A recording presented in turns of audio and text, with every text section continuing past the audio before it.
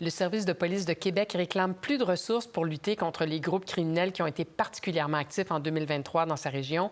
Le SPVQ a recensé 7 meurtres et 13 incendies criminels, la majorité en lien avec le crime organisé. Et ça, c'est une première pour la Ville de Québec. Pour en parler, on a invité Marc Parent, qui est chef de direction au commissionnaire du Québec, l'ancien directeur du SPVM. Bonjour, Marc. Oui, bonjour. Bon midi, Isabelle. Le directeur du SPVQ, Denis Turcotte, il demande plus de ressources en prévention. Je présume que c'est une bonne stratégie? C'est une stratégie essentielle. Toutefois, on sait très bien que la prévention a des portées dans le temps.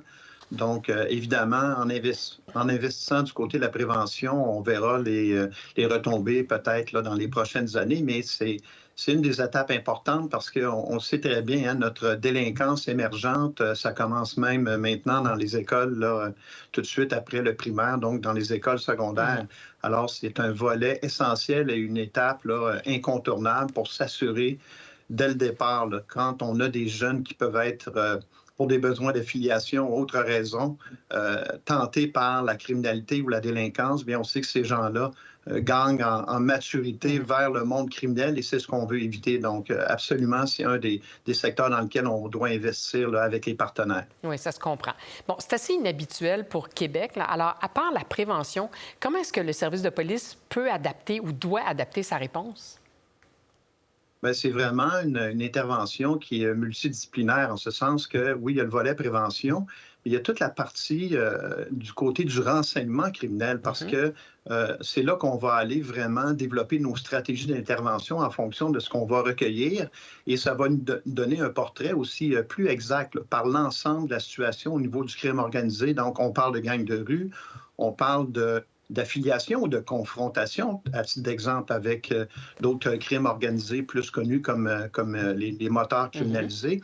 Donc, évidemment, la partie, justement, renseignement va, à ce moment-là, guider nos enquêtes. Donc, du côté des équipes d'enquête, la visibilité policière, des interventions aussi plus ciblées sur le territoire, un peu comme le projet Arrêt à Montréal, donc de créer des équipes qui sont dédiées à l'interpellation de ces groupes criminalisés-là et toute la portion aussi, je dirais, là, qui gravite autour des criminalités gangs de rue, qu'on parle de trafic de drogue illégale, le proxénétisme, tous les secteurs d'activité dans lesquels ils sont habitués justement d'occuper le terrain.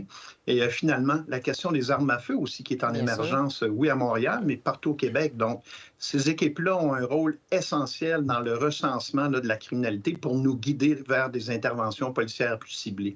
Bon, vous avez fait mention de Montréal et justement, à Montréal, on a vu des résultats parce qu'on a mis en place une stratégie, on a donné plus d'argent, ça a porté fruit. Et pourtant, le ministre Bonnardel, il refuse de donner plus de moyens au service de police de Québec. Oui, puis Québec, c'est quand même une grande ville, hein? C'est Oui. plus de 500 000 habitants. Elle est même un peu plus populeuse que la ville de Laval. Donc, je comprends le chef Turcotte d'être préoccupé par rapport à ses limites dans ses moyens. On le retourne vers la Sûreté du Québec. Je ne suis pas au cœur des conversations, évidemment, mais c'est de voir aussi quelle est la limite et la capacité opérationnelle de la Sûreté du Québec. Il y a aussi son lot d'enquêtes complexes sur le territoire de la grande province. Il donne déjà un coup de main à Montréal et à Laval. Je présume qu'ils sont en conversation avec le chef de police Turcotte de la Ville de Québec. Mais je comprends le chef Turcotte de vouloir donner un petit peu d'oxygène, si on veut, à ses troupes pour leur permettre d'avoir un peu de soutien là, à différents niveaux, que ce soit du côté du renseignement. Je suis convaincu qu'il y a une collaboration très étroite à l'heure où on se parle. Toutefois, toute la partie prévention et interpellation sur le territoire, ça peut donner un sérieux coup de main d'avoir des ressources supplémentaires qui sont dédiées à cette problématique-là. Bon, justement, le directeur Turcotte, il craint des victimes collatérales parce qu'il y a cette guerre entre les moteurs criminels, les gangs de rue, et il craint que ça augmente en intensité dans la région. Il a un peu raison ou il est alarmiste? Ah, je le comprends très bien, Isabelle. Puis le sentiment de sécurité, on en parle à l'occasion ensemble. C'est un des éléments qui est vraiment le plus fragile dans l'imaginaire aussi des citoyens sur le territoire lorsqu'on est à proximité ou exposé je vais dire, à l'imprévisibilité parfois et la gratuité de certains actes. Et on sait que nos jeunes sont de plus en plus je dirais, tenter d'utiliser les armes à feu pour régler leur compte à travers les réseaux sociaux et à la suite de ça, bien, sur le terrain. ça crée vraiment un sentiment d'insécurité élevé et les victimes collatérales, elles s'exposent à ce genre de situation. Donc, il faut pas prendre ça à la légère. Effectivement, il faut s'en occuper, il faut s'en préoccuper et il faut mettre les moyens nécessaires pour pouvoir je vais dire, neutraliser, si on veut, la croissance de cette problématique-là. Bon, sans les ressources que M. Turcotte réclame, est-ce que le service de police va pouvoir affronter 2024, une année qui va ressembler à 2023, là? Québec est une organisation policière. Le SPVQ est quand même une organisation policière qui a beaucoup d'expertise à l'interne et les policiers et policières là-bas ont quand même un certain bagage là, important en matière de criminalité, même du côté des enquêtes là, plus sérieuses. Toutefois, c'est une question de capacité.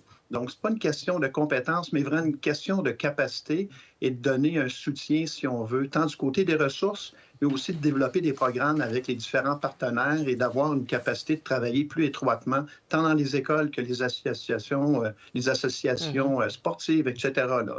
On ne les nommera pas toutes, mais c'est sûr qu'en prévention, ça demande des ressources, ça demande une collaboration et un partenariat au quotidien.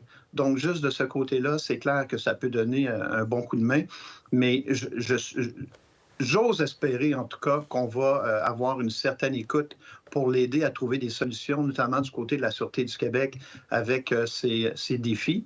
Mais ils ont à tout de moins un noyau quand même là, très compétent au sein de l'organisation pour faire face à la situation. Eh bien, on leur souhaite de trouver ce qu'ils cherchent. Marc Parent, merci beaucoup de nous avoir parlé ce matin.